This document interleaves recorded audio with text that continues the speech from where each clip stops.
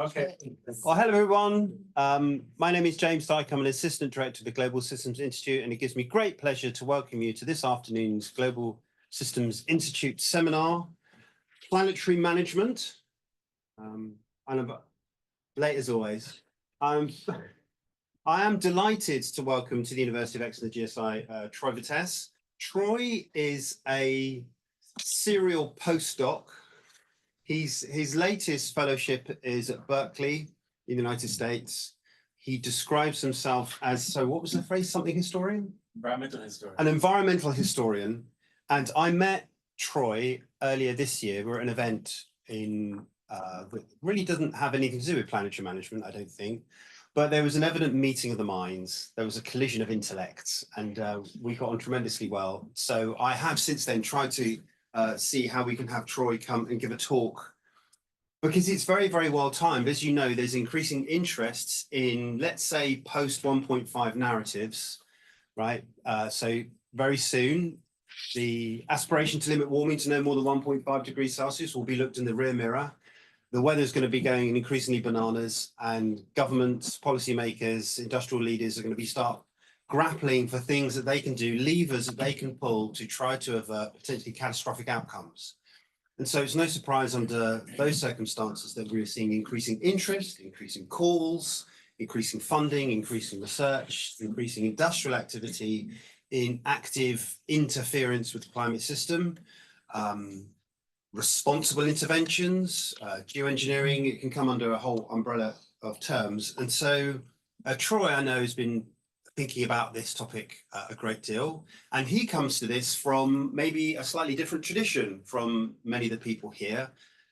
You may have already read the book that he co-authored, Half Earth Socialism, which I think you're going to talk about a little bit, but if you are able to linger after the seminar, then do hang out and we can talk about that, which I think is a really important contribution, and it offers a new way of thinking about how humanity can respond to the great challenges that we and many generations face. So without further ado, I hand the floor to Troy. Welcome. Thank you. Great. I have way too many slides, so I'll try to be quick and maybe a bit telegraphic. And if things are unclear, let's talk about it in the Q&A. So I am a historian. I've been told most people in the room are scientists. So I'd be interested to see what the conversation is like.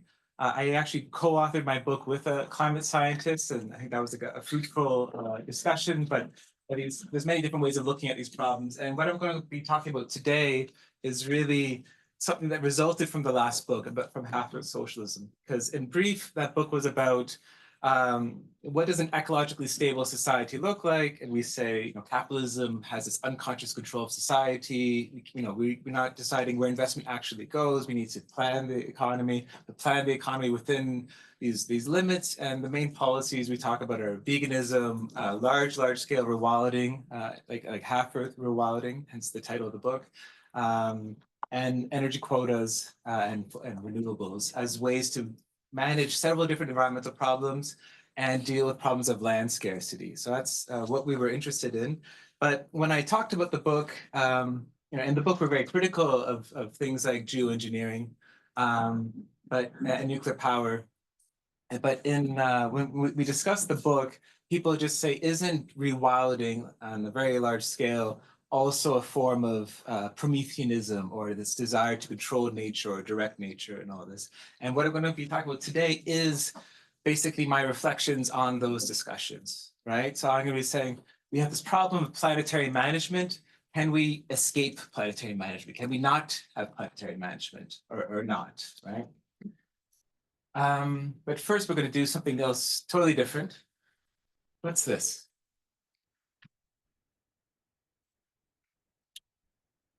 Any guesses? Yeah? It looks a little bit like the gents' toilets on the labor, but I'm sure it's not. But yeah, with fractality, it could be many things. Yeah, for sure.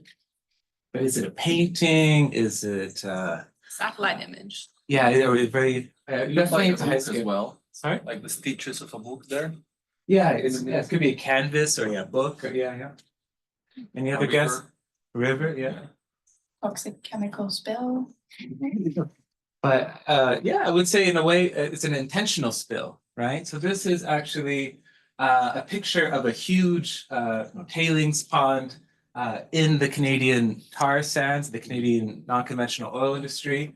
And this is, sorry, this is the, there's two things. This is the, where they're putting the sulfur, right? Because basically the bitumen, it's extremely sulfurous. They have to strip the sulfur out of it so they can sell it as synthetic petroleum. So this is basically a big pile of sulfur that they'll eventually try to sell, but they have a lot of difficulty selling it. So if you actually go to Vancouver, you'll see a huge pile of sulfur because they're trying to get rid of it. And some geoengineers are actually interested in using that sulfur for solar radiation management. So that's the first thing I'll show you. Now what's this?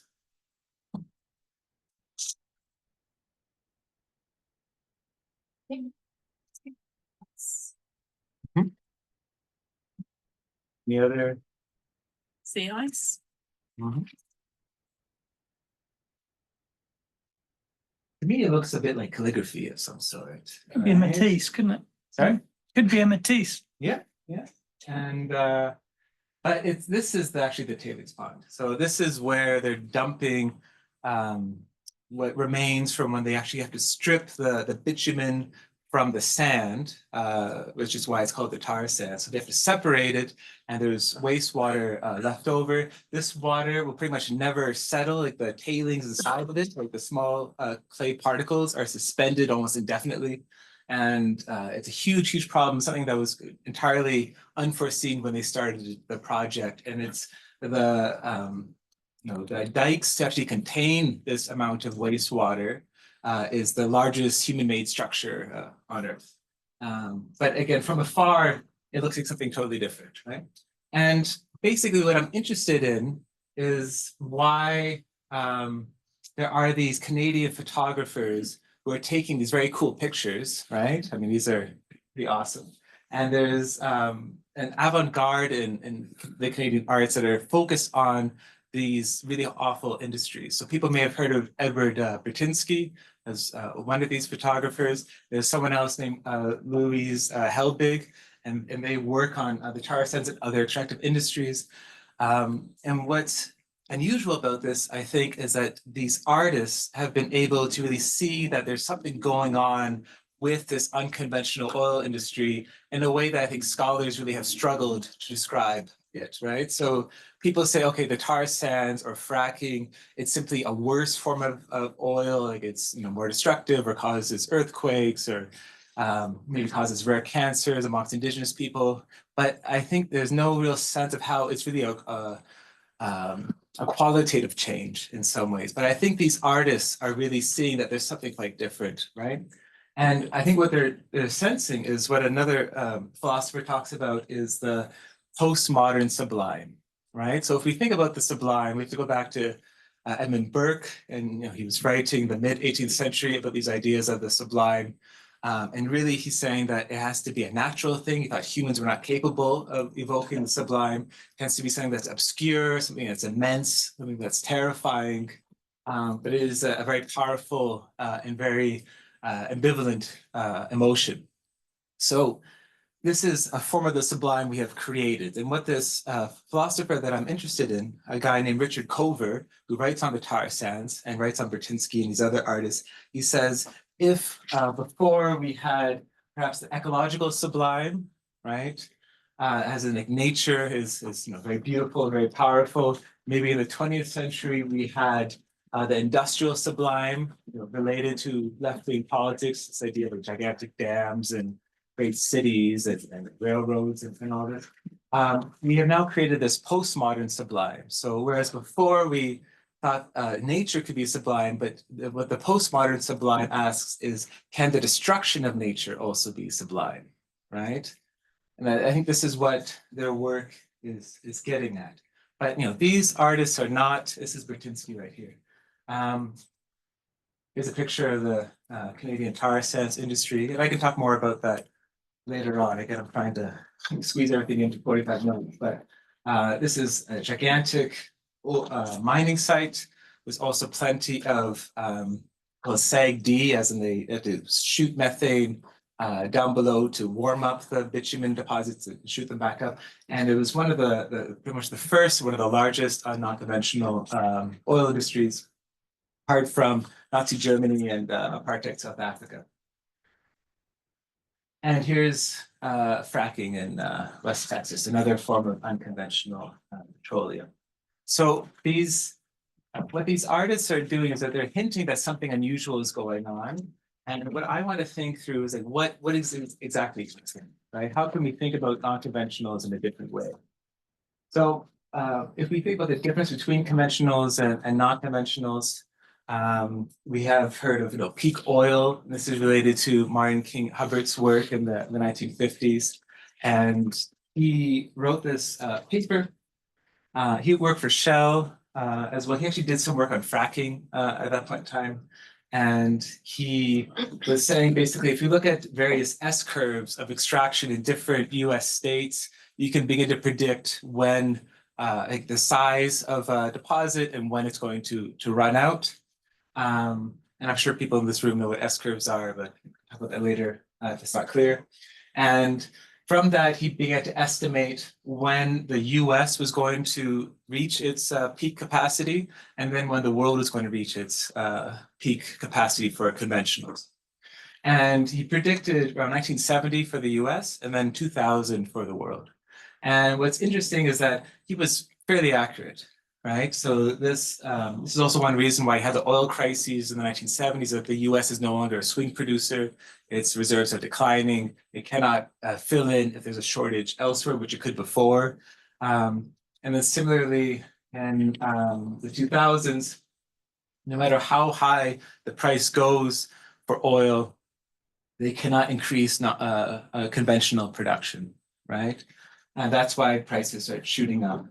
And this is a moment when non-conventional oil starts to come in, right? Things like fracking and things like the tar sands.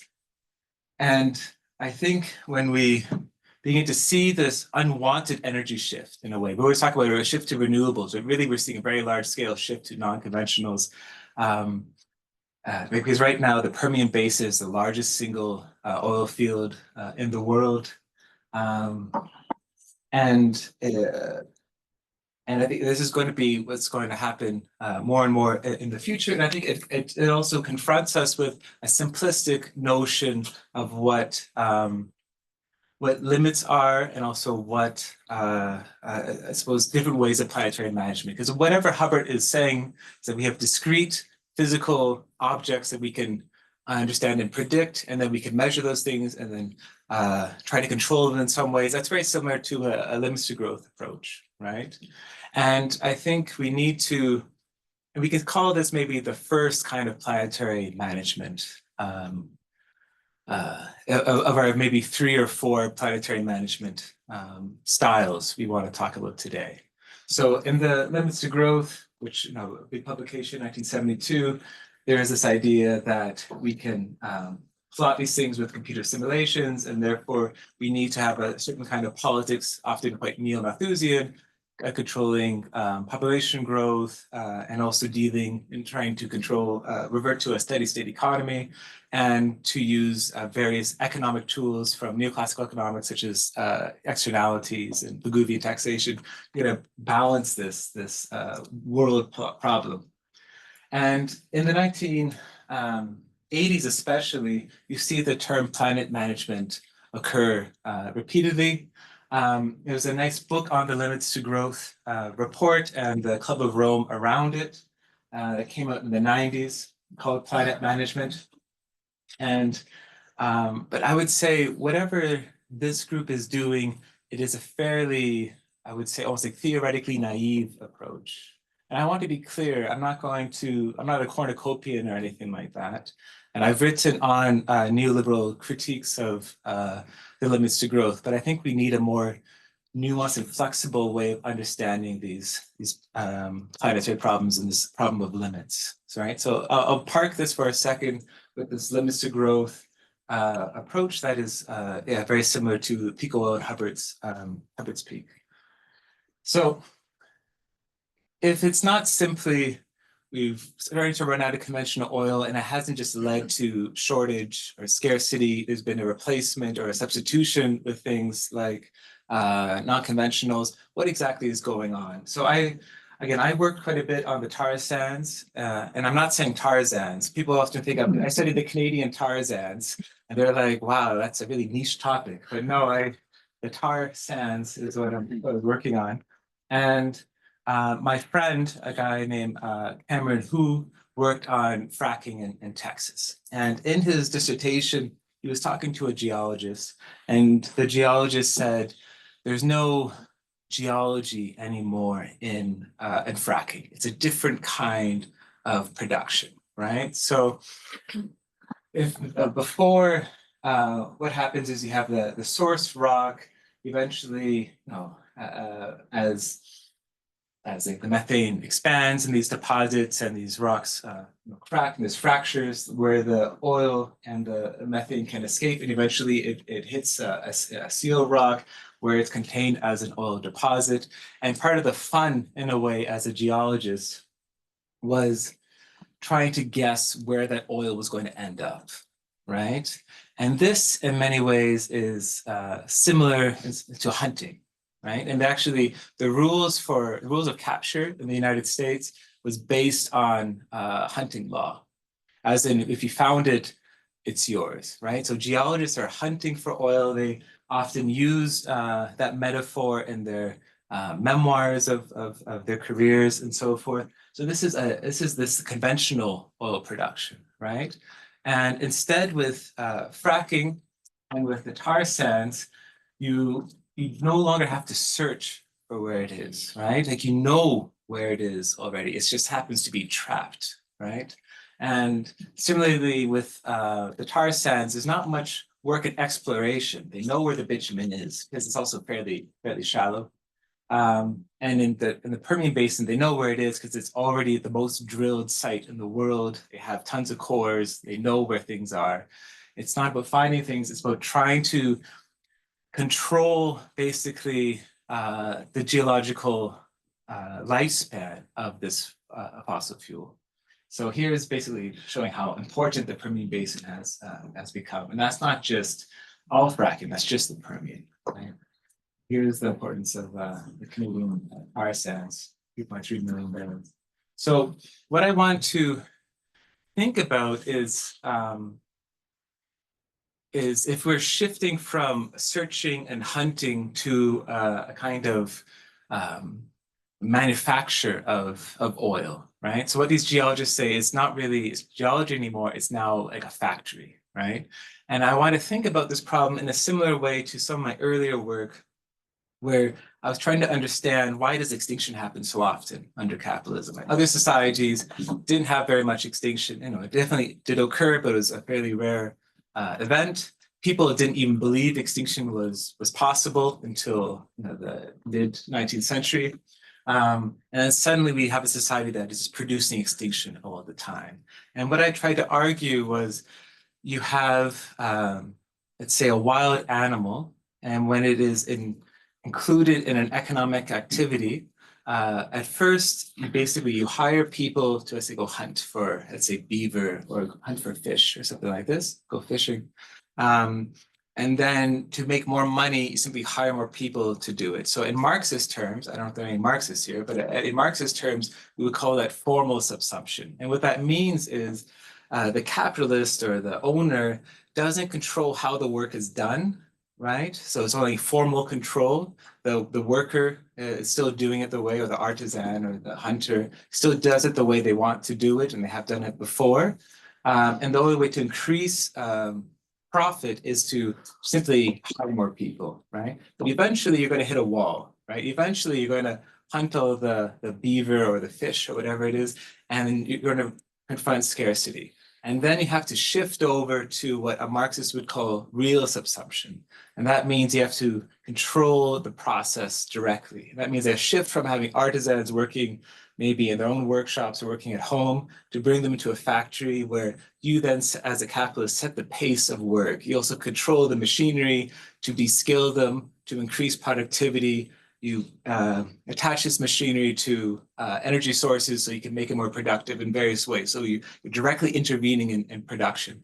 And similarly, you're running out of an animal, then you need to subsume its life, right? You need to be able to have that animal live and breed and grow within the factory. And once you can do that, then you can start to increase productivity, right? You can treat the animal as if it were any other machine, and you can use selective breeding, you can use GMOs, you can use antibiotics and other ways to increase the productivity of the worker by manipulating the life cycle of this animal. And not all animals can be subsumed, right? Lots of animals will simply die in captivity, right? So if they can't be subsumed, then they're going to go extinct, right? So this, and also once you start subsuming an animal, you bring in resources from elsewhere, and then you're affecting the other species abroad, right? So this was my basic model for understanding why extinction happens under capitalism. So why am I talking about this?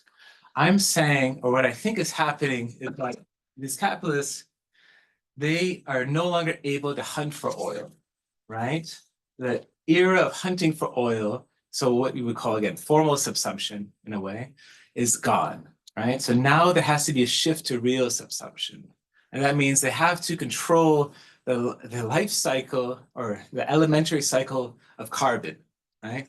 And they have to then manipulate these resources such as fracking or bitumen and either accelerate or reverse these geological processes. So basically for fracking, this is this is oil and methane that's trapped in the source rock, and they have to fracture it to free it, right? So we have to then instead what had been a natural process of it cracking and escaping, that process now has to be done by humans, right? To speed that up, to basically accelerate something by millions of years, because we can't wait for it anymore.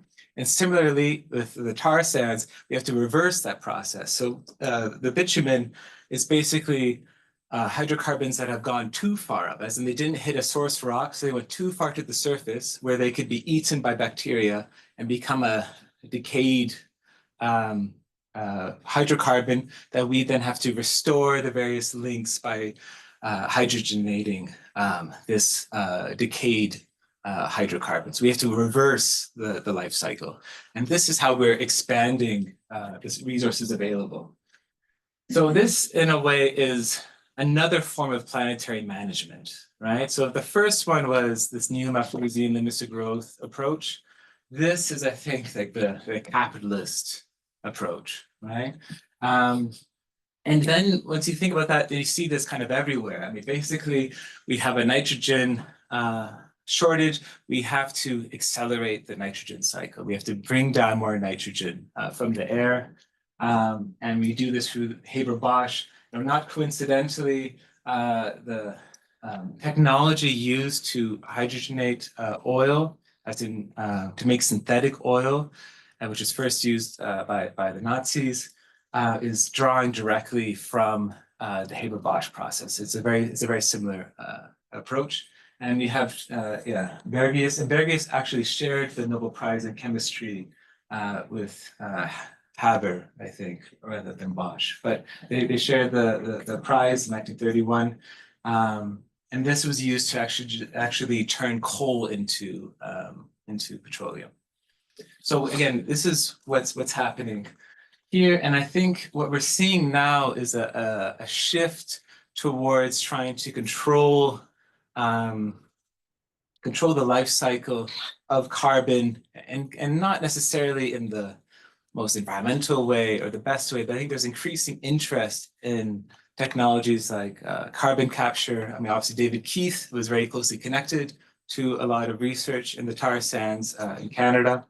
And I think you also see a growing interest in carbon capture in West Texas as well.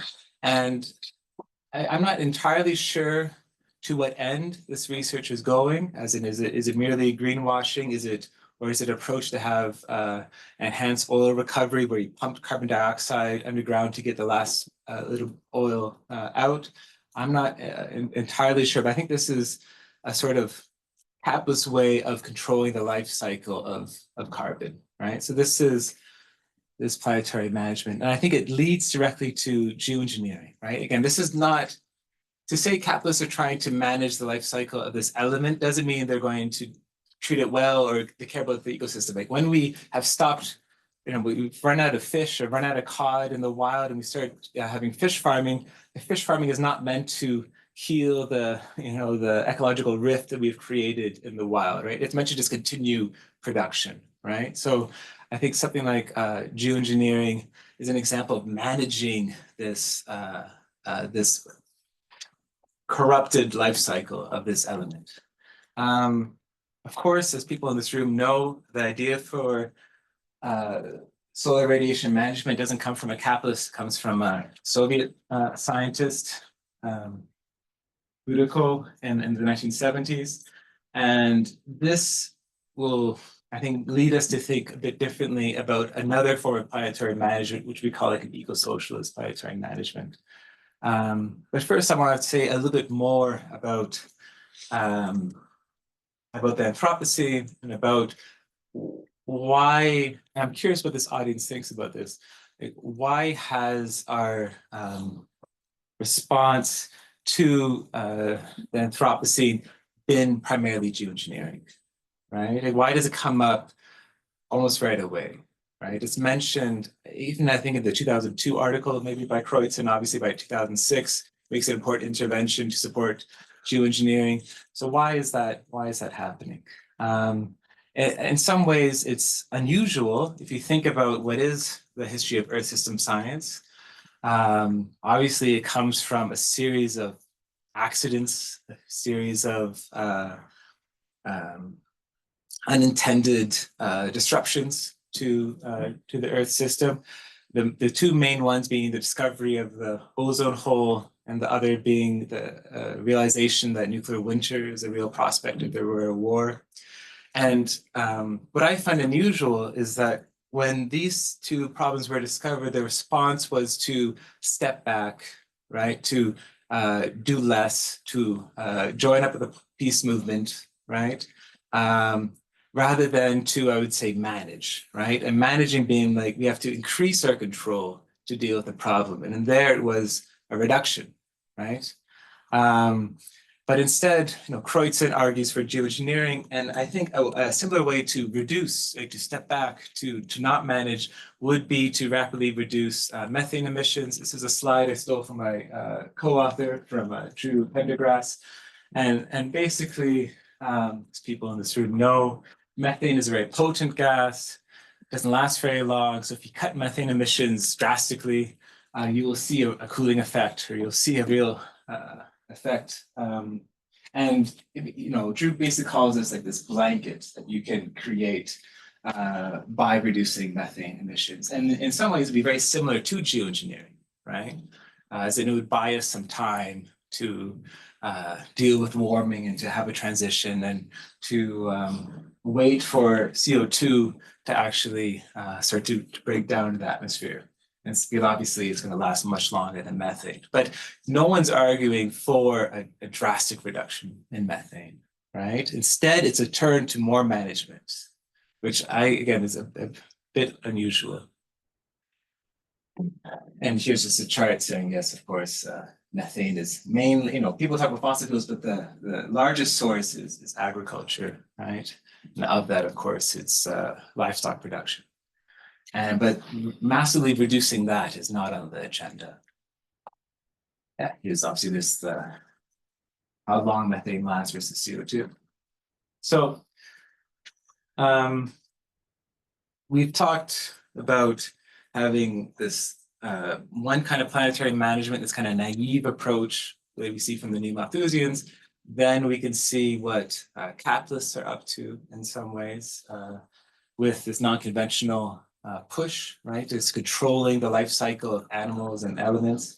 And then we can say, is there another form of planetary management, right? So some people in this room, they might know some of these authors here. These are far left environmental thinkers. And Holly Jean Buck has written on geoengineering. Aronofsky has, she wrote in favor of carbon capture and has studied I wrote a dissertation on the idea of Gaia. And then Andreas Malm is well known for his book on blowing up pipelines. And he's worked quite closely with Wim Carton on CCS, right? He thinks socialism should be this massive deployment of CCS. So what I find troubling in some ways is that there's been a turn to eco-socialists. And again, for people who aren't Marxists in this room, it's been a real explosion in eco-socialist work, people studying things like the metabolic rift, and you don't have to worry about these terms so much, but it's interesting where Marxists were very slow to come to the environment, right? Like before you had one or two Marxist thinkers writing about it, such as like Mike Davis or Ted Benton and all this, but in the last 10 or 15 years, it's really a community of scholars, right? And you have to think about the premier Marxist journal, which is New Left Review. They didn't have an article on global warming until 2011. So like it came very late. And even prominent Marxists, people may have heard of David Harvey, he actually was citing neoliberal thinkers to argue against environmentalism in the 1990s, right? I can go on and on about this, but there is this a debate with amongst Marxists, like, is Marx a Promethean thinker as someone who wants to dominate nature and sees the domination of nature as the key to human liberation? Or is there an ecological tendency or sentiment within Marxist thought that we can also recover, right? And there's a push to have this non-Promethean Marxism, but what's funny, I think, is that even these very eco-Marxists, they still want to have a certain amount of control, right? Andreas, for instance, he's a friend of mine, but he is very much against rewilding, right? He does not like rewilding. And he wants to have these gigantic carbon capture facilities. Other Marxists want vast nuclear facilities and all this. And for me, I think the crux of what I'm trying to say here is I just simply don't believe management will work, right? I don't think that geoengineering or large-scale nuclear or the CCS things will either be implemented, or if they're implemented, they'll cause many other problems, such as geoengineering, which will likely happen, but I don't think it would be a good solution. And I think we have to look outside of Marxism to start thinking about different ways of relating to nature. And I wanted to add a slide, but I wasn't able to, on Bertolt Brecht, and he's the playwright people may know, a socialist playwright, and he drew quite a lot from Taoism, right? And this idea of Taoism is called Wu Wei, and that is this idea of the action of non-action, right? So how can we act in the world that avoids action? This of course sounds very contradictory, but I think we can try to make it more concrete. And I'll confess, like what I'm saying right now may sound very hippie and new agey. I come from a very cold bourgeois household. I'm not a hippie at all, but I think we have to just not be convinced by ideas of greater control and think about how can we do something a bit different without seemingly just sounding anarchist in a unsophisticated way, or or maybe too hippie. So how can we relate to nature maybe a bit differently? I'll skip this one. Yeah. So again, if these eco-socialists really cared, I think, about the Earth system and its destabilization, they would care more about the destruction of the Amazon, right? I mean, and obviously that's very much linked to the beef industry, because soon the Amazon will be cut down enough, we'll start to transition to a savanna, cause a huge problem.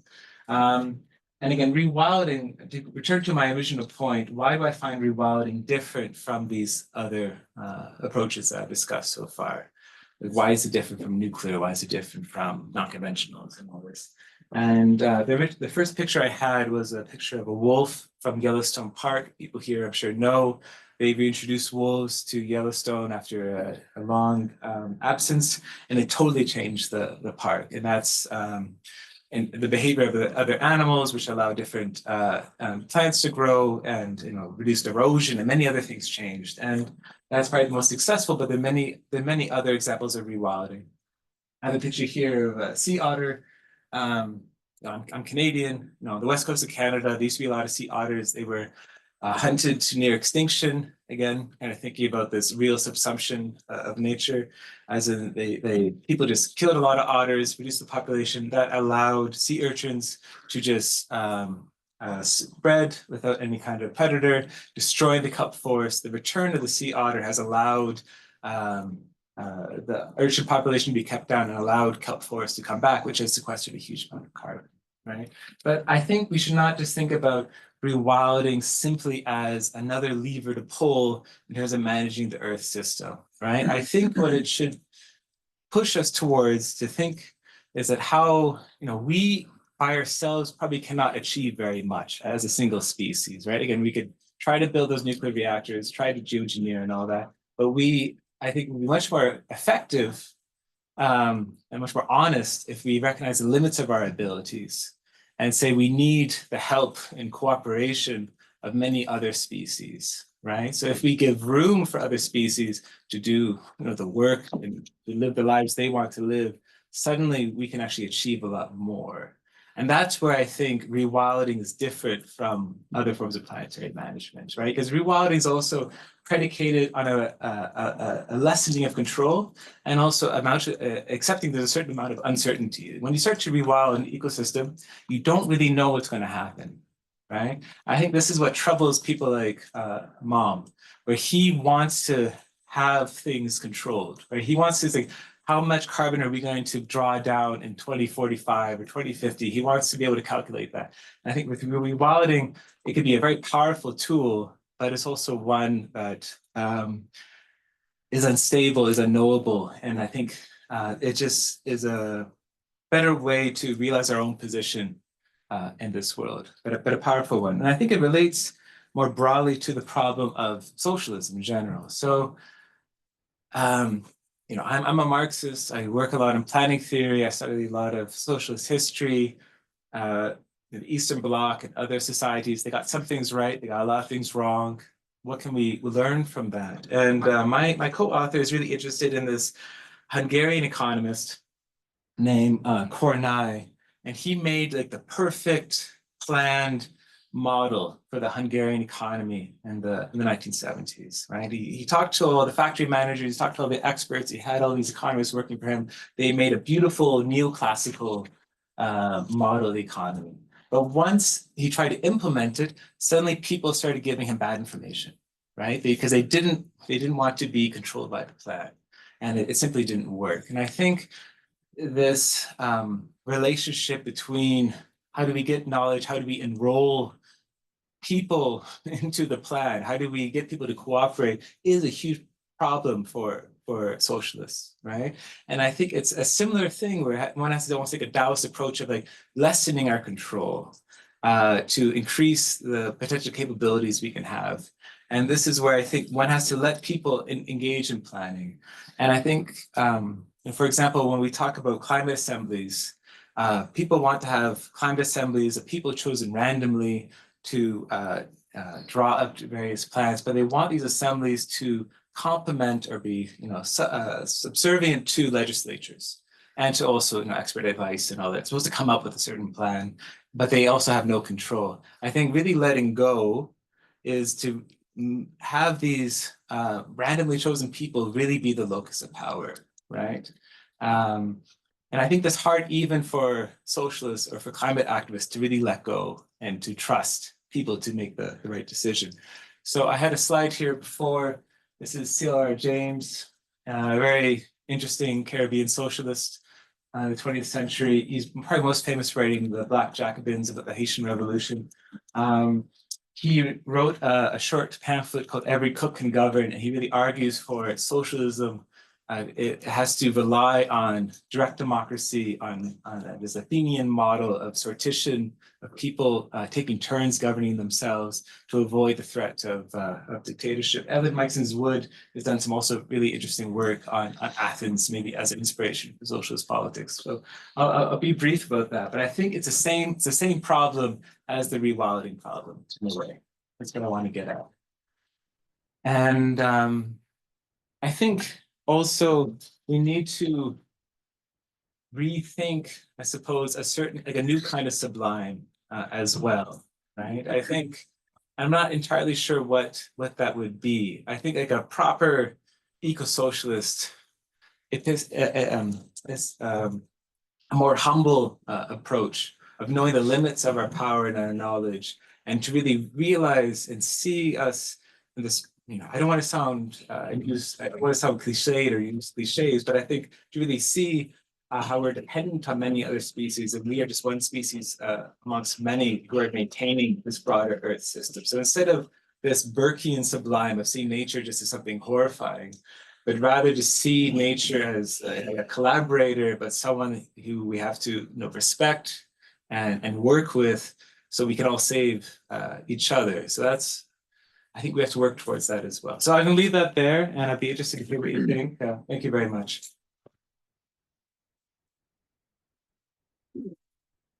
Thank you.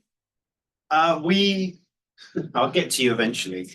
We do have questions. I'm also mindful that we might have questions online. Is anybody looking at the online? Yeah. Oh, excellent. Okay. But we will first take some questions or comments from our live audience. I do think Chris had his hand up first, but yes.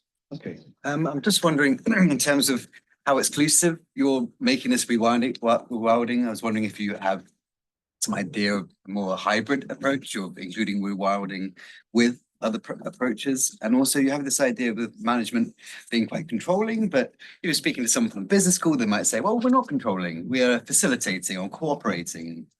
As a natural species, as opposed to plants that photosynthesize, we're a natural outcrop from this planet that synthesizes lots of materials to make technological processes. So there's still that element of us being a natural process. So I'm just wondering where you see that fit as to the impact we've already had with emissions shows our power.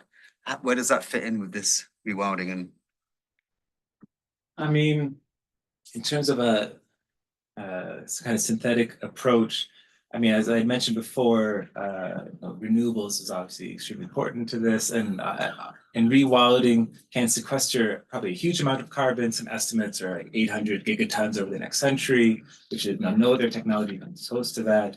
But it's still not enough to bring us down to pre-industrial levels. You need to do more than that, and maybe there'll be some room for some kind of minor CCS, but to get like a gigaton a year of CCS would be difficult, right?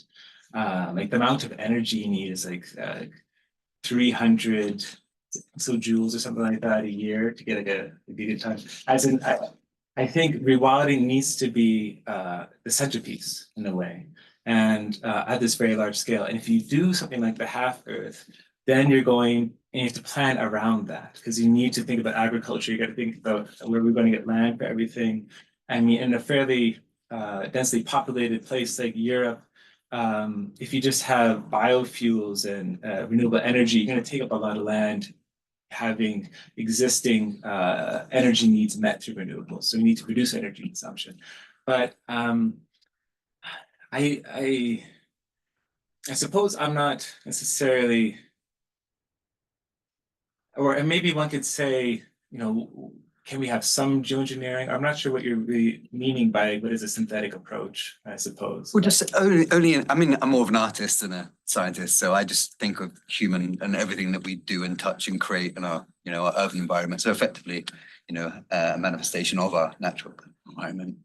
So just in that regard, but also geoengineering as sulfur injections as well, and also just dramatic reversal of oil and gas emissions. And I'm a big fan of nuclear, but it's not. Yeah. You don't go started on that. Yeah. Or did you want to respond to that? Well, I just think about the second part, in a way, I mean, as in like, is management necessarily a bad thing, right?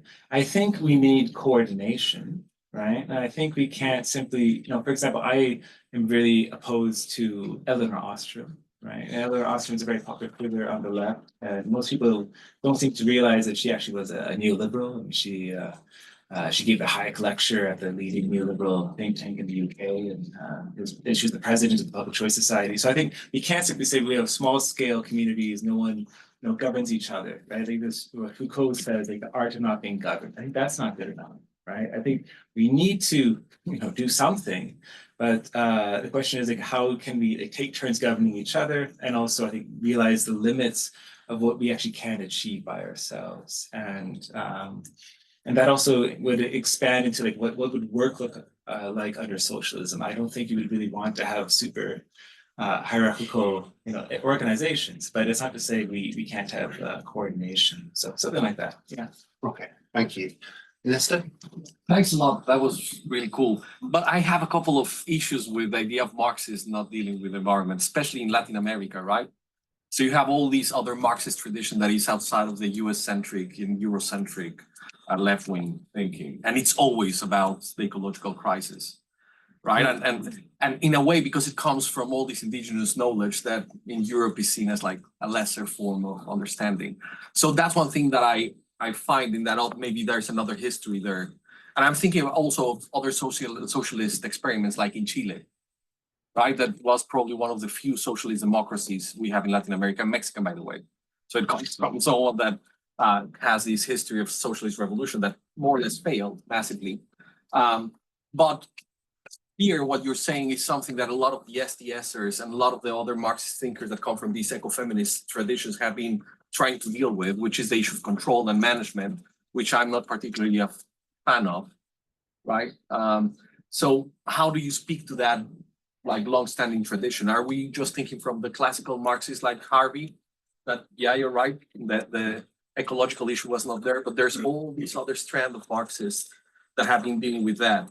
And who are you thinking of for the Latin American Marxists? So I'm thinking about all the decolonial thinkers. I'm thinking about Escobar, right?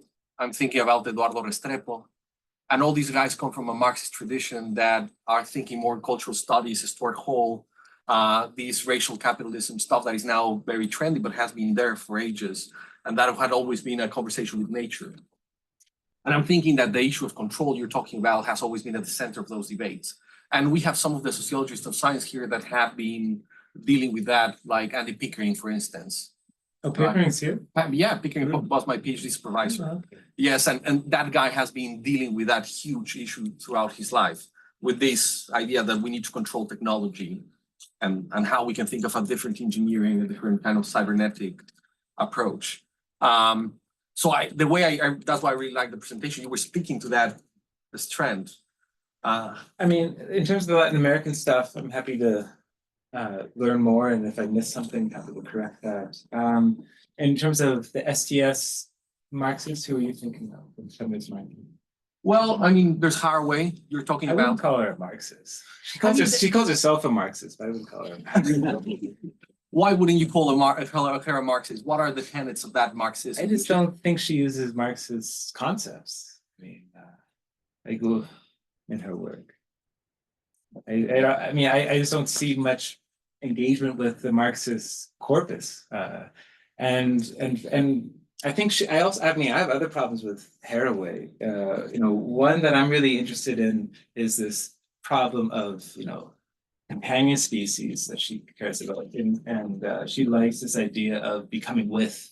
She likes her pet dog and all this, and then she really despises Deleuze and Guattari's work on becoming animal, right? And becoming animal, I think, is a much more powerful and fruitful concept, actually. And it's much more about like letting go of control. I think the companion species is all about human control over animals. And so I have my own problems with her. But I'm not, when I'm writing, I'm trying to write something, I'm putting together an edited volume on Marxism and animals. And I'm happy to be disproven that there has been more of a tradition, but I often find it's pretty patchy. And also the fact that so few eco-socialists now deal with animals, right? They want to talk about Anthropocene, and they want to talk about climate change. Verso doesn't have a single book on extinction or the biodiversity crisis. It's embarrassing. And if I wrote a book on vegan communism, the Marxists hate veganism. They hate it so much. That's all they complain about. So I think, again, like I'm happy to pick up citations and look into things, but yeah. Yes, please, and then yeah. I think there's one online as well. Oh, well, I will, well, let's take two more and then we'll go online. Is that all right? Is that Tim? Tim's got a question. We'll get to you, Tim. Yeah.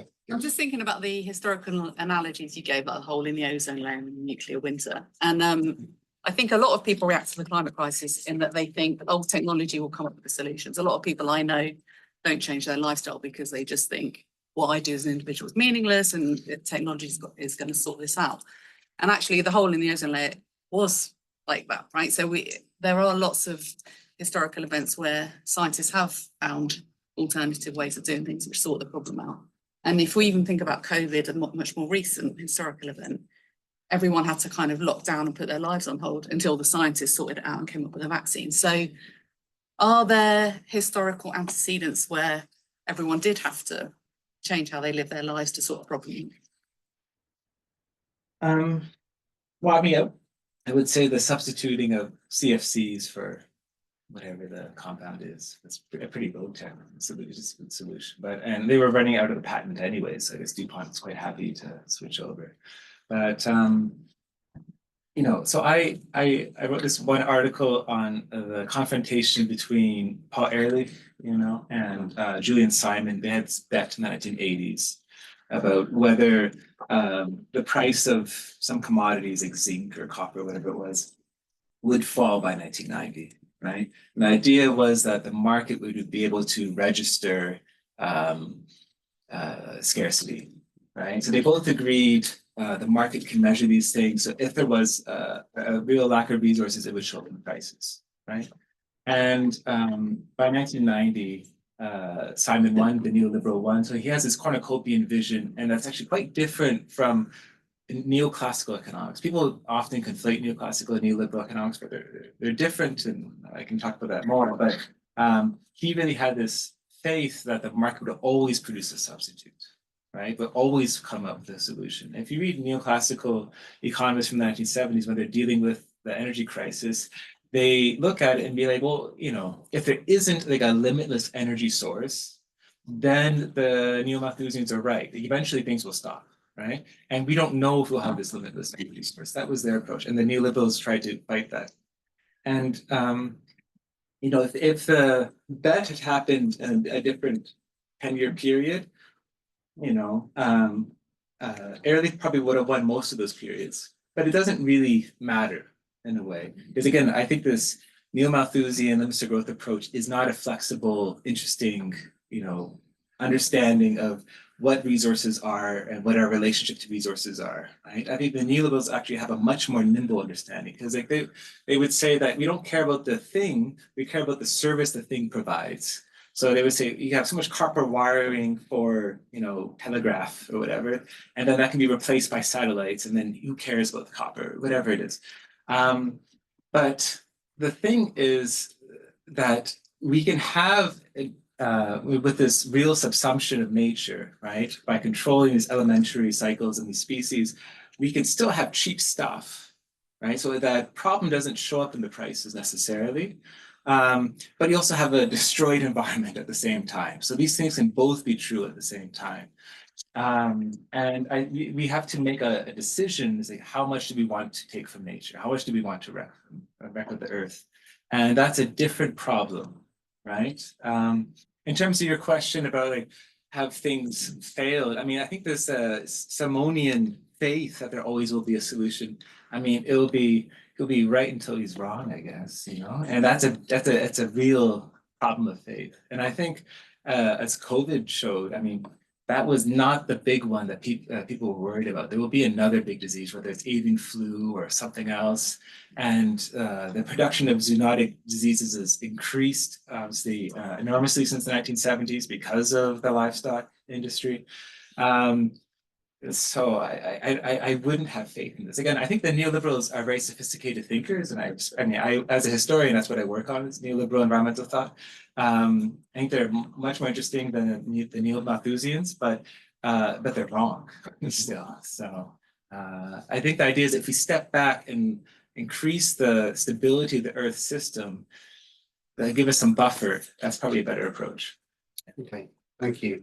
Thanks. Yeah, I wondered why you chose to associate your vision with Half Earth and E.O. Wilson, who's obviously a very controversial figure with very bad views on eugenics, racism, misogyny, and on that, like how like conservation is implemented in the 20th and 21st century, and like the neo-colonial nature of it, which sees like the forced displacement of people, mostly indigenous and marginalized groups in the global south, who are the best stewards of nature we have, if you use those terms.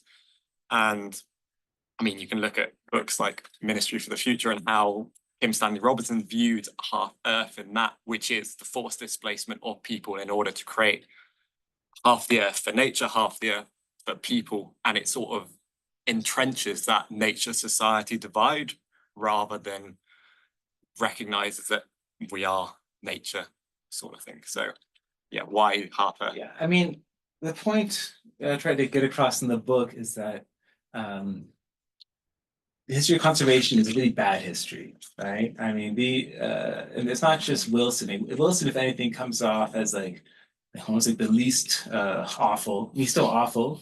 And it's actually, as soon as we published the book, it came out that he had this correspondence with like this race theorist in Canada about like penis size and IQ. And he's like, I really like your work, but I can't support you publicly. And I was just like, oh my God, all of the conservation is very evil and racist. It's like, oh, it's awful.